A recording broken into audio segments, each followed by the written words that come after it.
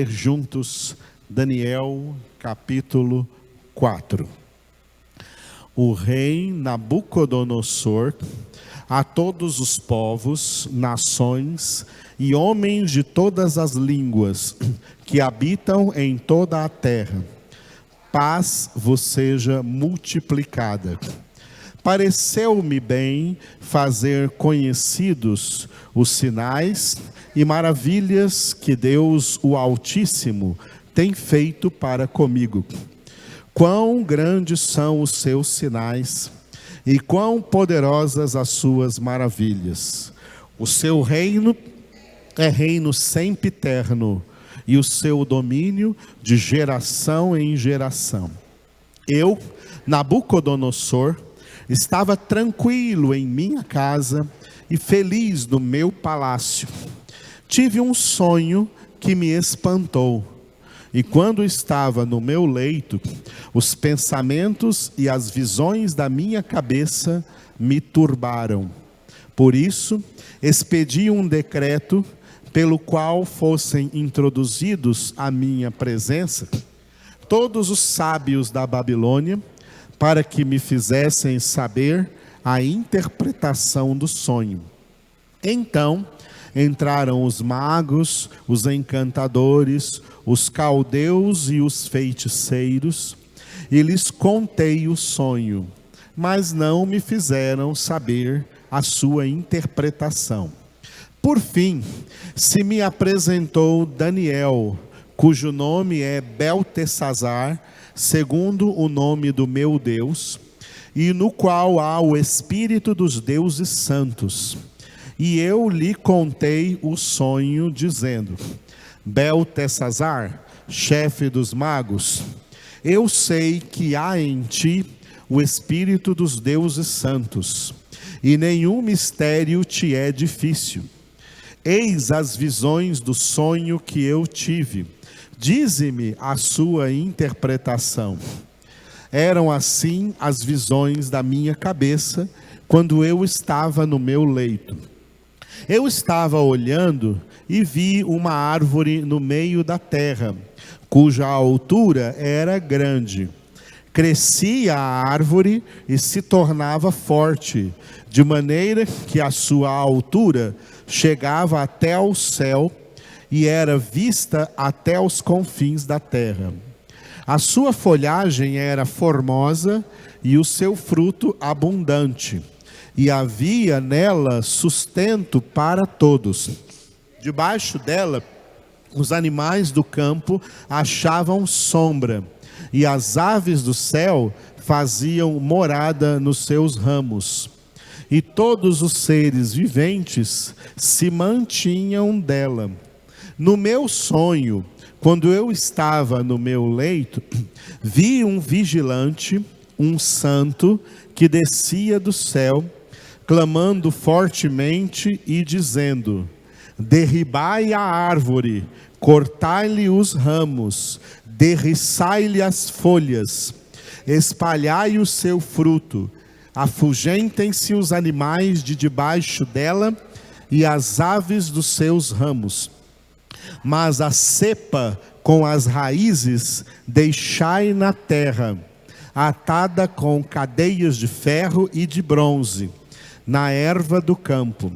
Seja ela molhada do orvalho do céu, e a sua porção seja com os animais, a erva da terra. Mude-se-lhe o coração, para que não seja mais coração de homem, e lhe seja dado coração de animal, e passem sobre ela 7 tempos. Esta sentença é por decreto dos vigilantes, e esta ordem por mandado dos santos, a fim de que conheçam os viventes que o Altíssimo tem domínio sobre o reino dos homens, e o dá a quem quer, e até ao mais humilde dos homens constitui sobre eles. Isto vi eu, rei Nabucodonosor, em sonhos.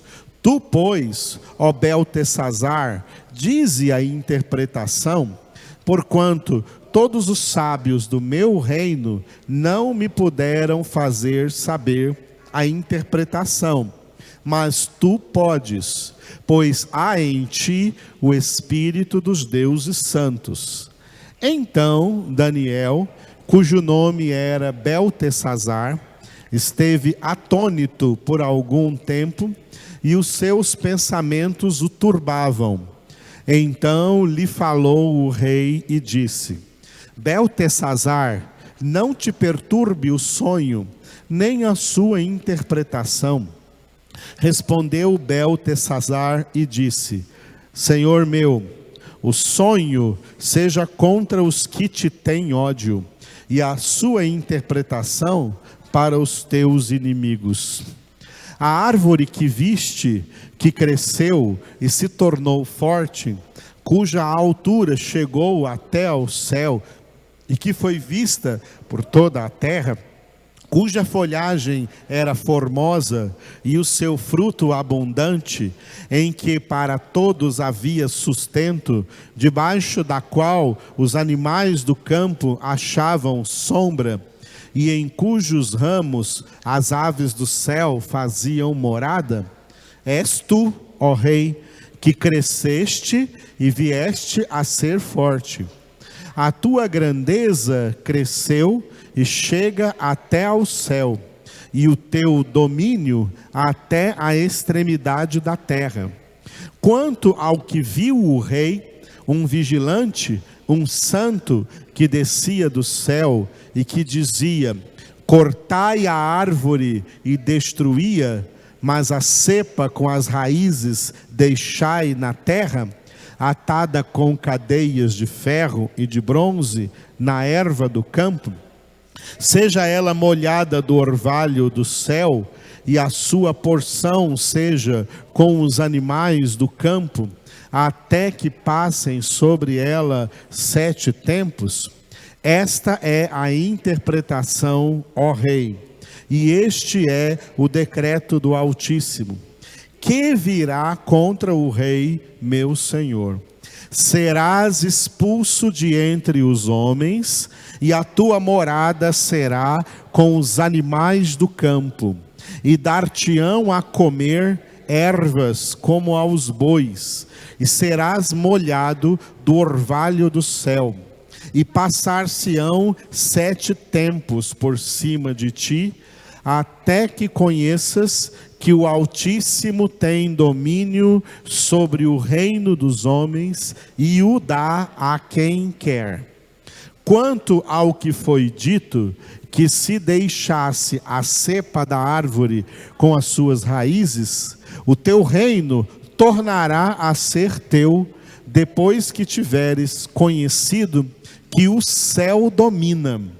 Portanto, ó rei, aceita o meu conselho e põe termo pela justiça em teus pecados e em tuas iniquidades, usando de misericórdia para com os pobres, e talvez se prolongue a tua tranquilidade. Todas estas coisas sobrevieram ao rei Nabucodonosor. Ao cabo de 12 meses, passeando sobre o palácio real da cidade de Babilônia, falou o rei e disse: não é esta a grande Babilônia que eu edifiquei para a casa real, com o meu grandioso poder e para a glória da minha majestade?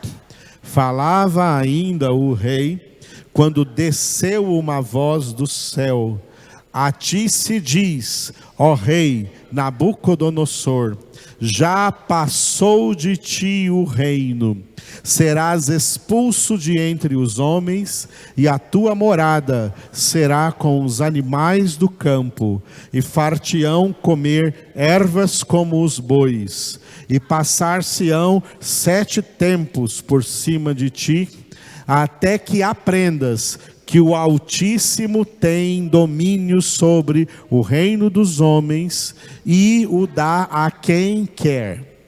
No mesmo instante se cumpriu a palavra sobre Nabucodonosor, e foi expulso de entre os homens, e passou a comer erva como os bois.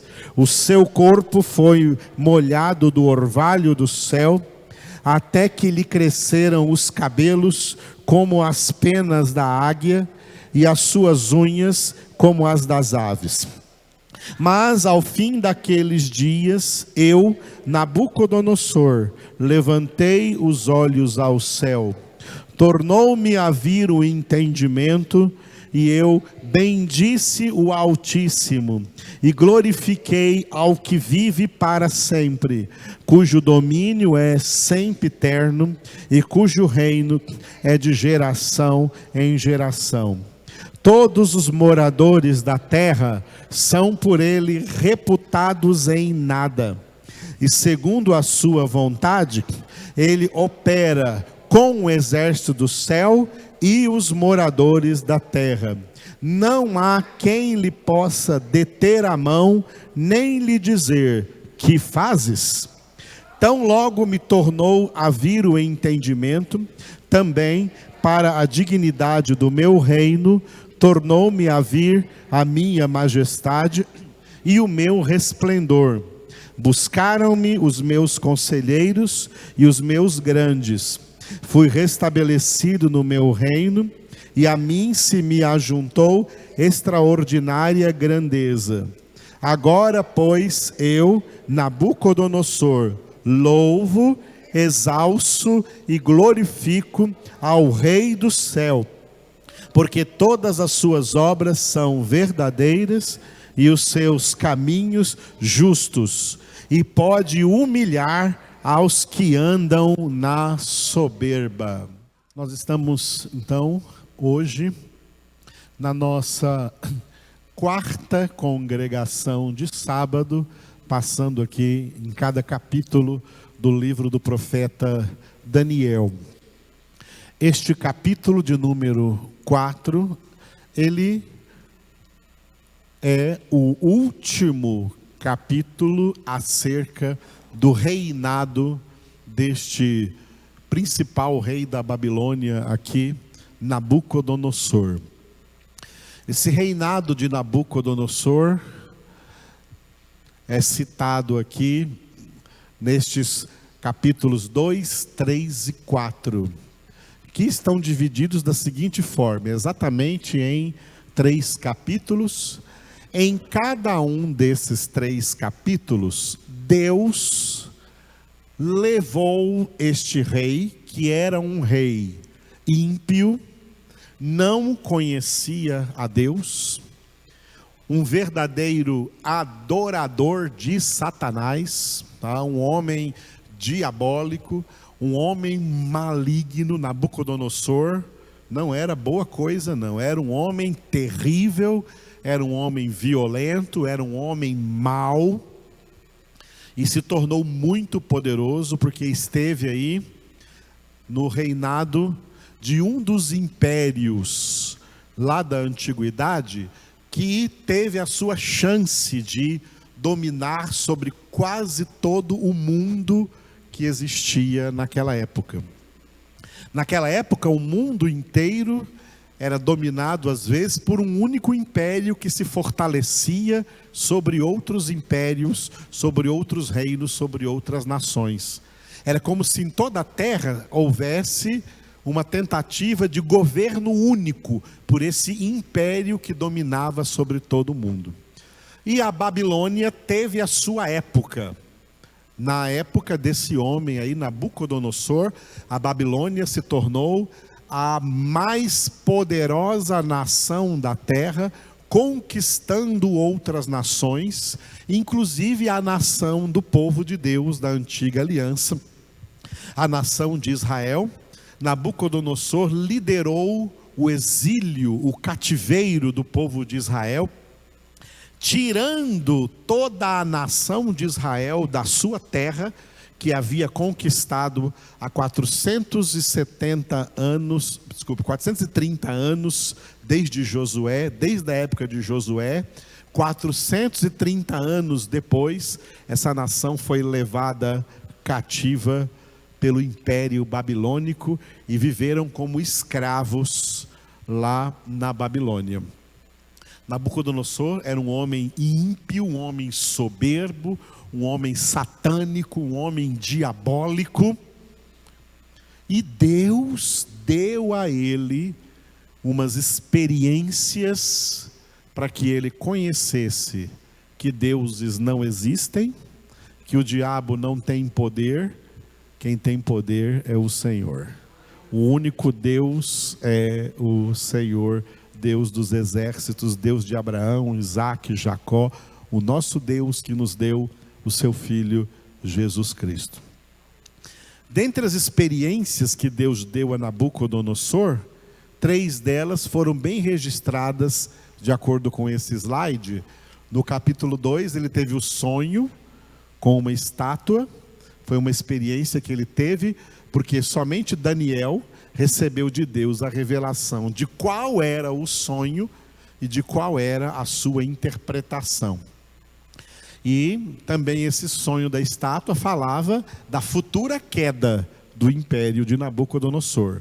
Deus mandando para Nabucodonosor a mensagem assim: está se sentindo aí muito poderoso? O seu reino vai acabar, mas o meu reino é eterno. No capítulo 3 foi a questão da fornalha, quando os 3 jovens foram lançados na fornalha, e Nabucodonosor viu 3 jovens sendo lançados na fornalha, porque não se prostraram diante da imagem que ele mandou fazer. E esses 3 jovens, Ananias, Misael e Azarias, cujos nomes babilônicos que eles receberam foram Sadraque, Mesaque e Abed-nego, foram lançados amarrados em suas próprias roupas para dentro da fornalha. E Nabucodonosor olhou lá para dentro e viu 4 homens livres andando dentro do fogo e não sendo queimados pelo fogo. Os 3 jovens e mais o 4º jovem, que Nabucodonosor olhou para a aparência daquele 4º jovem e disse: ele parece um filho dos deuses. Mas era o Filho de Deus, era Jesus andando com eles. Nós vimos o significado desse milagre para nós hoje. A fornalha é o mundo onde nós estamos. Os 3 jovens representam a nós. Jesus anda conosco no meio dessa fornalha e o príncipe desse mundo não pode tocar em nossas vidas, não pode nos causar dano algum. Pode dizer glória a Deus, porque é verdade. Cadê o glória a Deus? Aleluia! E hoje nós lemos o capítulo 4, cujo título ali é loucura. Ou seja, Nabucodonosor experimentou, e isso veio da parte de Deus para ele, um acesso de loucura tão grande que ele teve que deixar de caminhar entre os homens, foi expulso entre os homens, foi para o meio do mato, viver como um bicho, viver como um animal. Seus pelos cresceram, seu cabelo cresceu, suas unhas como garras de animal, e se alimentando como animais da vegetação da floresta do campo. E 7 tempos aqui, isso significaria 7 anos. 7 anos ele ficou nessa condição de loucura. Só para aproveitar esse título do capítulo 10 aí do capítulo 4 aí de Daniel, esse título do capítulo 4 de Daniel, né, que eu dei esse título de loucura. Jesus falou acerca de loucura quando ele disse o seguinte. Abra sua Bíblia em Mateus capítulo 15. Mateus capítulo de número 15. Deixa eu ver se aqui nós vamos encontrar. Mateus capítulo 15. ou Marcos, capítulo de número 7. Só um momentinho aqui, irmãos.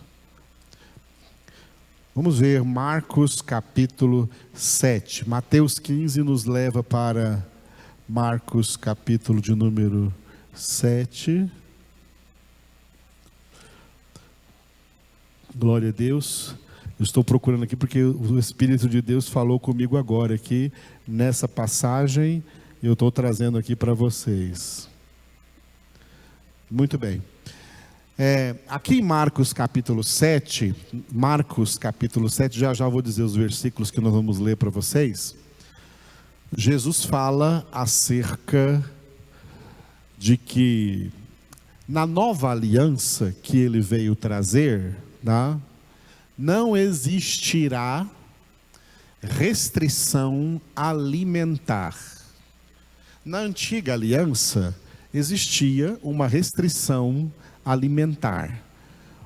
Os judeus, os hebreus, os israelenses ou israelitas, o povo da antiga aliança, era proibido por Deus, lá na antiga aliança, de comer certos tipos de alimentos. Na nova aliança, Jesus declarou que todos os alimentos são puros. E ele disse por que os alimentos são puros, né? Aqui, a partir do versículo 18, Marcos 7, a partir do versículo 18, acompanhe comigo. Então lhes disse: assim vós também não entendeis? Não compreendeis que tudo o que de fora entra no homem, não o pode contaminar? Porque não lhe entra no coração, mas no ventre, e sai para lugar escuso. Olha a última frase do 19. E assim considerou ele puros todos os alimentos. Então, não há alimento para nós que seja impuro. E dizia: o que sai do homem, isso é que o contamina. Porque de dentro do coração dos homens é que procedem os maus desígnios, a prostituição, os furtos, os homicídios, os adultérios, a avareza, as malícias, o dolo, a lascívia, a inveja, a blasfêmia, a soberba e por último ele colocou a loucura. Ora, todos esses males vêm de dentro e contaminam o homem. Olha que nessa lista de coisas que nós qualificamos na palavra, segundo a palavra, como pecado, que procede de dentro do homem e torna o homem impuro, Jesus colocou também a loucura. A loucura. Por que será? Nós temos que entender o seguinte: dois tipos de loucura. Um tipo que é uma doença mental. Pessoas que têm uma doença mental ou algum tipo de doença mental, que muitas vezes são doenças hereditárias, herdadas por bisavós, por avós, por pais. São doenças mentais.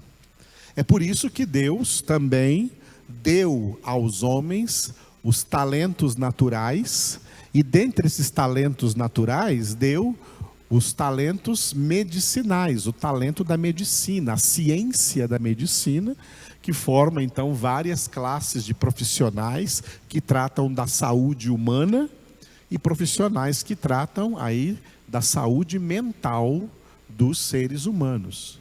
Psiquiatras, psicólogos, psicanalistas, essas pessoas tratam de problemas da mente. São preparadas para trabalhar com problemas da mente das pessoas. Só que tem problemas menos graves e problemas mais graves. Ok? E quando se fala de loucura, está falando de problemas mais graves.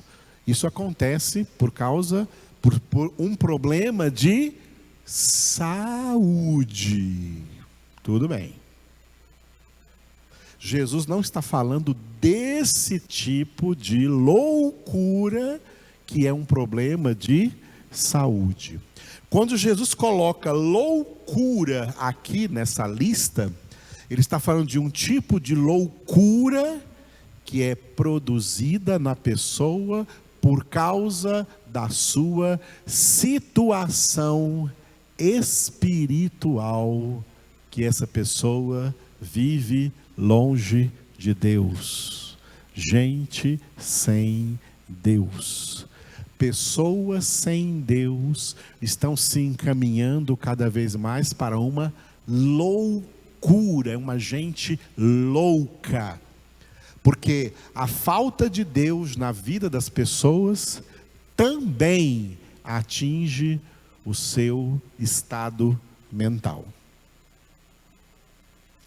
Quem tem Deus na sua vida, Deus opera na mente deles aquilo que Paulo escreveu em Romanos 12:2, a renovação da mente. Mas quem não tem Deus vai se tornando espiritualmente demente até chegar a uma espécie de loucura, que não é uma loucura tratável lá no psicólogo, no psiquiatra. É uma loucura, porque não é uma doença, é uma loucura espiritual. É uma loucura pecaminosa. O povo está doido. Você olha para a humanidade está doida. No tanto de pecado que estão cometendo, e na forma como estão cometendo, e na forma como vai piorando essa questão de pecado no meio dos homens. Isso já é loucura o que está acontecendo. O que Nabucodonosor experimentou também foi chegar a esse ponto da loucura. A sua soberba o levou a uma loucura. Bom, olha que Nabucodonosor era um homem que não conhecia a Deus, mas que começou através dessas experiências, Começou através dessas experiências a conhecer a Deus. Vamos ver um pouco de algumas coisas dentro do capítulo 4. Esse capítulo 4 de Daniel, ele tem uma introdução, que é um versículo de número 1, na qual o próprio Nabucodonosor faz uma introdução ao relato que ele mesmo faria do versículo 2 até o versículo 37, Então, versículo 1, introdução ao relato, no qual Nabucodonosor diz, o rei Nabucodonosor, ele mesmo falando, fazendo um relato a quem? A todos os povos, nações e homens de todas as línguas que habitam em toda a terra, paz vos seja multiplicada. E aí do versículo 2 até o final, vem o relato dele. Ele vai contar essa história de como ele foi levado a essa loucura, e foi não algo um problema de saúde que ele teve, mas um problema espiritual, porque era um homem sem Deus, um homem cheio de soberba, se sentindo poderoso sobre todo mundo. Mas ele foi tendo tanta experiência com Deus, que ele chegava dizendo assim, quando ele escreve o relato, olha o que ele já diz no versículo 2, pareceu-me bem fazer conhecidos os sinais e maravilhas que Deus, o Altíssimo, tem feito para comigo.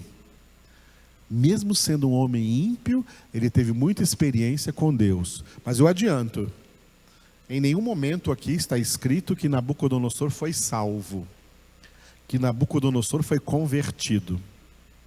Não sabemos disso. Então não adianta ninguém perguntar, Nabucodonosor foi salvo ou não foi? Não está escrito isso em nenhum lugar.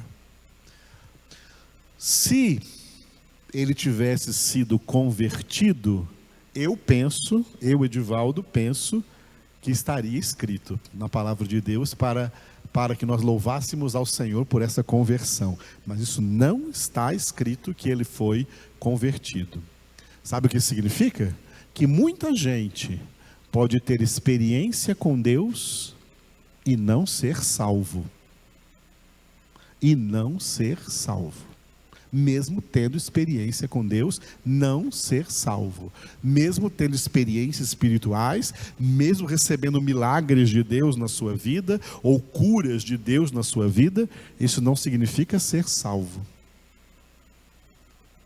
A salvação tem 3 níveis: conversão, santificação e glorificação. Quem não passar por esses 3 níveis, não tem salvação.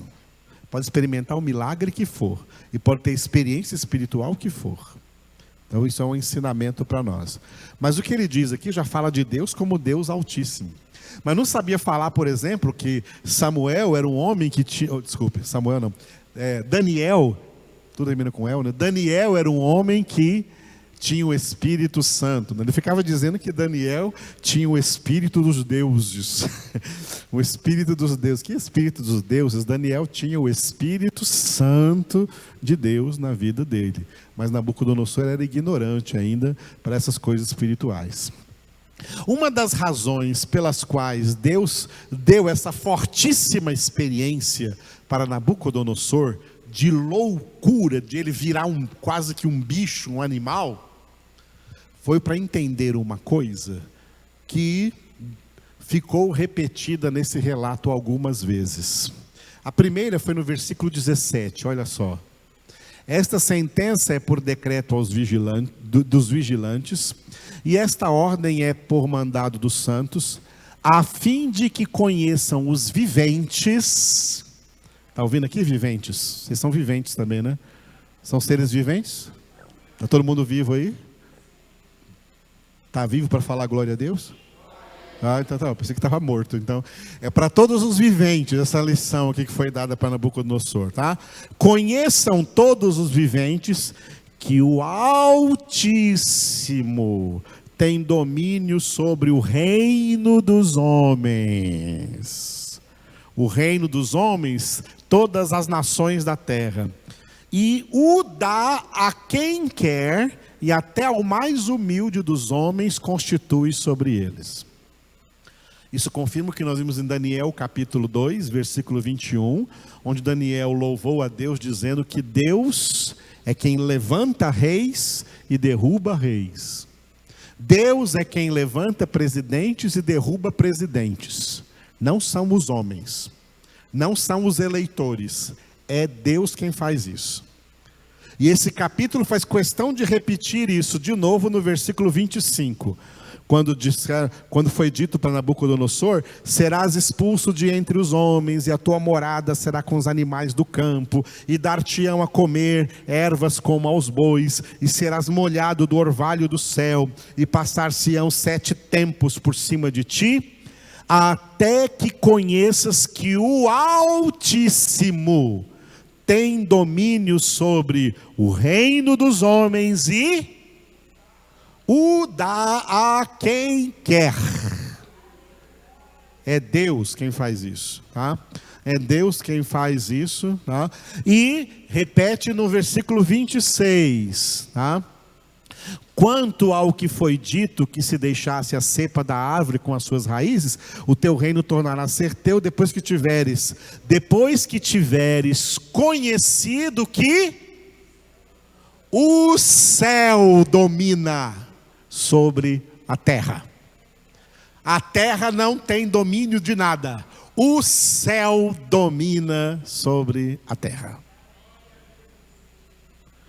O povo na terra se sentindo empoderado, se sentindo poderoso, o céu domina sobre a terra. Aí Daniel, na sua sabedoria, né, aproveita isso para pregar para o rei. Olha o que você tem que fazer aqui, rei, no versículo 27. Aceita o meu conselho, põe termo pela justiça em teus pecados e em tuas iniquidades, usando de misericórdia para com os pobres. É para isso que Deus coloca pessoas em poder, para que elas cuidem dos mais necessitados, para que elas tragam recursos aos pobres. e talvez se prolongue a tua tranquilidade.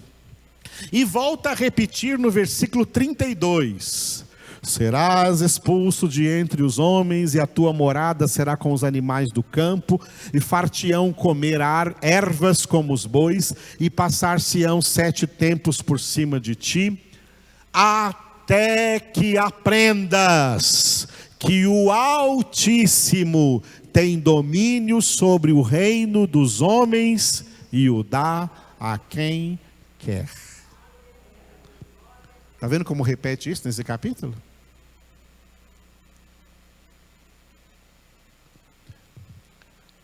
Aquela definição que as pessoas falam aí na sociedade de democracia, de que o poder emana do povo, pelo povo e para o povo, é mentira. Nenhum poder emana do povo. Todo poder emana de Deus. Deus é quem levanta autoridades e derruba homens e mulheres dessa posição de autoridade e os substitui por outros, para que saibam que só quem governa sobre todos eternamente é Deus. Homem nenhum. Todo poder emana de Deus. Isaías 33, 22 é o versículo dos 3 poderes. O Senhor é o nosso juiz, o detentor do poder judiciário. O Senhor é o nosso legislador, o detentor do poder legislativo. O Senhor é o nosso rei, o detentor do poder executivo. Ele nos salvará. E Deus dá posição de autoridade para quem Ele quiser, mesmo que sejam ímpios. Pôncio Pilatos era um governador ímpio, e Jesus disse para ele: tu não terias nenhum poder sobre mim, se de cima não te fora dado. Então é Deus quem levanta e Deus quem derruba. Depois que Nabucodonosor passou por essa experiência, nós lemos no versículo 34, né? Que quando tornou a vir a ele o entendimento, ele bendisse o Altíssimo, louvou e glorificou a Deus que vive para sempre, cujo domínio é sempiterno. Sempiterno é sempre eterno, tá? Sempre eterno, sempiterno, e cujo reino é de geração em geração. Nabucodonosor então passou a louvar a Deus aqui. Essa é a última palavra de Nabucodonosor dentro da Bíblia, aqui no final do capítulo 4, ele disse lá no versículo 37, né, que agora ele louva, exalta e glorifica ao Rei do céu, porque todas as suas obras são verdadeiras e os seus caminhos justos, e pode humilhar aos que andam na soberba. Palavra de um homem que conheceu a Deus perante a experiência que ele teve com o Senhor. Aleluia. Mais de todas essas palavras, o Espírito de Deus me levou a meditar com vocês no versículo 35, onde Nabucodonosor disse assim, e isso agora não é mais palavra de Nabucodonosor, é palavra de Deus: todos os moradores da terra são por ele, Deus, reputados em nada. E segundo a sua vontade, ele opera com o exército do céu e os moradores da terra. Não há quem lhe possa deter a mão, nem lhe dizer: que fazes? Vamos repetir? Todos os moradores da terra são por ele reputados em nada. E segundo a sua vontade, ele opera com o exército do céu e os moradores da terra. Não há quem lhe possa deter a mão, nem lhe dizer: que fazes? Diga aleluia. Amados, que palavra Deus colocou na boca de Nabucodonosor para se tornar para nós hoje palavra de Deus. O primeiro ponto dessa palavra é que todos os moradores da terra, para Deus, são nada.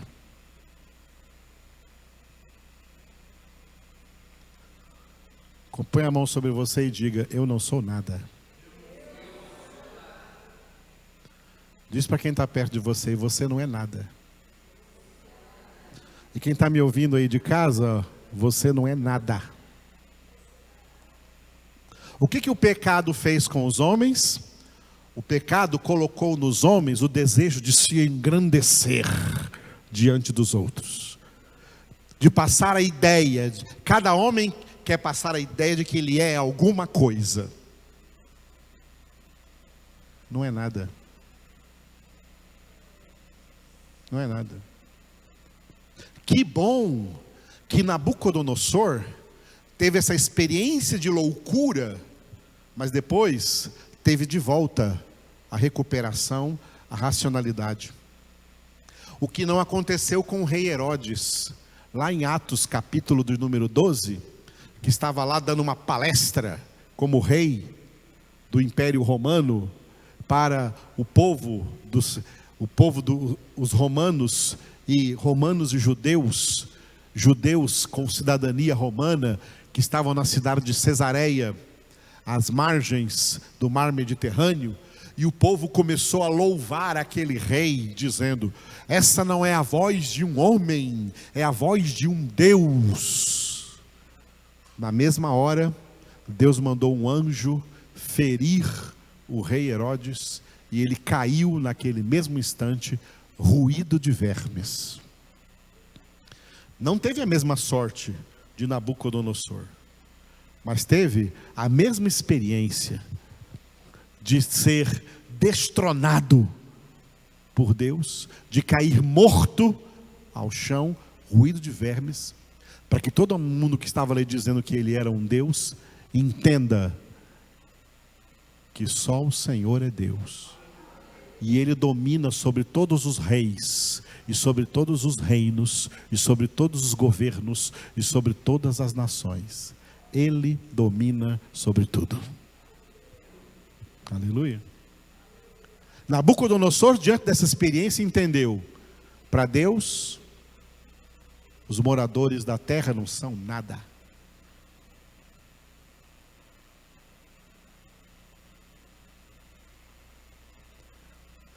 Você já deve ter ouvido pregadores, tentando dizer assim, uma mensagem emocional sobre especialmente missões, pregar a palavra de Deus, porque uma alma vale mais que o mundo inteiro. Já ouviram isso? Não vale nada. Não vale nada. Seu corpo não vale nada, sua alma não vale nada, você não vale nada. Por isso Paulo escreveu, falando de nós, cristãos, filhos de Deus, que nós trazemos esse tesouro. Escreveu aos Coríntios, segunda carta aos Coríntios, nós trazemos esse tesouro em vasos de barro. O tesouro é Cristo, o vaso de barro somos nós. O vaso não vale nada, é o tesouro que nós trazemos que vale. Quantos de vocês e eu também já estiveram em igrejas que cantavam assim: você tem valor, você não tem nenhum valor, você não vale nada, saiba disso. Jesus tem valor. Jesus tem valor. Se você tem Jesus, você é um vaso de barro que não vale nada, mas traz um grande tesouro aí dentro que é Jesus. Não é você não, é Jesus. Você não vale nada e vai continuar não valendo nada para sempre. Nabucodonosor entendeu isso. Será que você também consegue entender? Um rei ímpio entendeu isso, que diante de Deus, os moradores da terra são reputados como nada. Está cheio de gente querendo ser alguma coisa, inclusive no meio evangélico.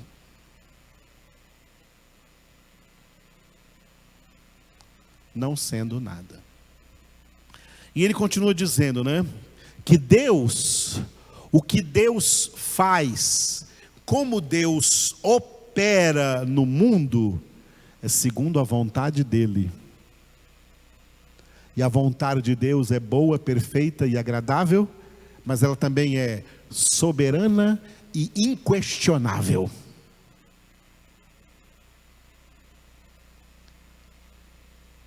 Filhos de Deus dizem: Senhor, eu não tenho mais vontade. Eu me entrego à tua vontade. Filhos de Deus entendem que não têm direito à vontade. Filhos de Deus entendem que a vontade própria tem que ser renunciada e se render à vontade de Deus. E a vontade de Deus é a nossa santificação. Por isso Jesus, quando ensinou a orar, seja feita a tua vontade. Ninguém burla a vontade de Deus, porque Deus faz com que a sua vontade aconteça. Em tudo e em todos. E aquela expressão que Deus move céus e terra, está aqui, ó. Ele opera com o exército do céu, os anjos, e os moradores da terra. Deus move tudo e todos para a realização dos seus propósitos, que não podem ser frustrados, para a realização da sua vontade soberana. E não existe força, não existe pessoa, não existe ser, não existe instituição, não existe estratégia, nada que lhe possa deter a mão. Ninguém detém a mão de Deus. Ninguém impede o agir de Deus. Por isso ele disse através do profeta Isaías: agindo eu, quem impedirá? A resposta é ninguém.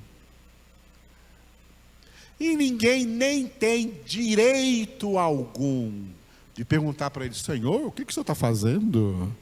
O que fazes? Que isso, Senhor, que você está fazendo? Não. Deus olha para você e diz: quem é você para me perguntar isso? E quem é você para eu prestar conta acerca dos meus atos? Só Ele é Deus e tem o direito de fazer tudo quanto lhe aprouver. Como diz no Salmo 115, o meu Deus, nosso Deus está no céu e tudo faz como lhe agrada. Filhos de Deus dizem: Senhor, eu não entendo tudo quanto tu fazes, mas eu me rendo a toda a tua vontade. Faça a tua vontade, faça o que o Senhor quiser. Aleluia. É assim que vivem os filhos de Deus, sujeitos à vontade de Deus. E quem tentar resistir, fica louco.